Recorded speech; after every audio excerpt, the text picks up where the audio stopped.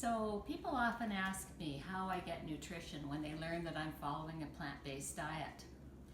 And I tell them actually, while it's a huge change to stop eating meat and dairy, it's actually quite simple because most of us eat maybe 6 things on a regular basis.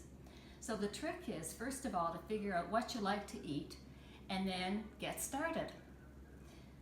I like to start my day with a slice of toasted homemade spelt bread. And I cover it with organic peanut butter and sliced banana. So I'm going to show you how I make it because it's packed with nutrition. First of all, you set the oven to 395 degrees. Then you mix 2 teaspoons of sugar and 3.5 teaspoons of yeast in some warm water and set it aside. I like to keep it in the microwave so that, depending if you're in an air-conditioned climate, it warms up perfectly. And you wait till it's foamy and then you mix it up and have that ready to add. In this bowl here, you'll see 4.5 cups of spelt flour and a teaspoon of salt and 2 tablespoons of cinnamon, because I'm a big fan of cinnamon.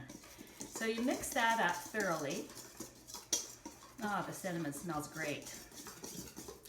Then in this bowl here, I have a mix of walnuts, pumpkin seeds, cranberries, sesame seeds, and big fat raisins.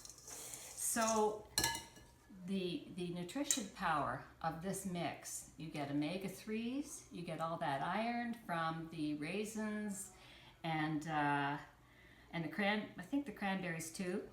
And the pumpkin seeds and the sesame seeds give you that manganese and calcium and phosphorus. Pumpkin seeds have a high tryptophan ratio, which makes them a natural antidepressant. Walnuts are high in omega-3s, so it's terrific. So then what I do is I mix this in, I add this mix to the bread, and then I thoroughly mix it.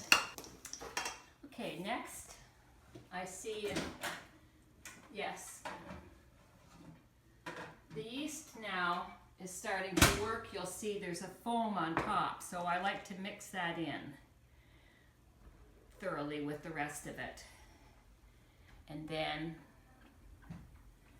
I pour it into, there's 2 cups of water there, warm water, and that should be enough for the bread, but you want a dough that is moist. So if it's a little dry, you can always add water a tablespoon at a time to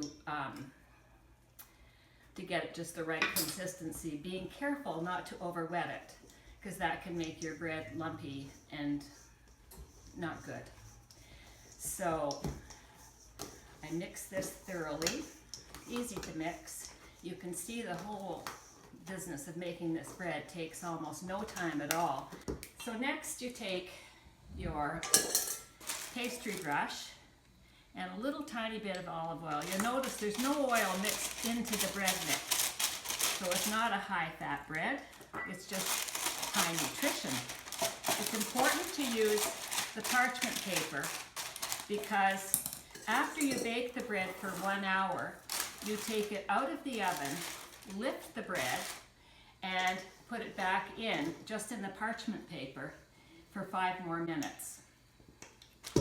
Another trick I've learned through use is to make sure you press the bread dough well down into the corners when you're putting it in the pan, because you want to be able it to be sliceable all the way from one end to the other.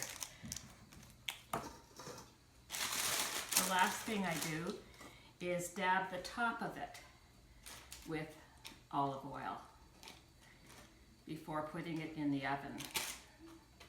It's ready.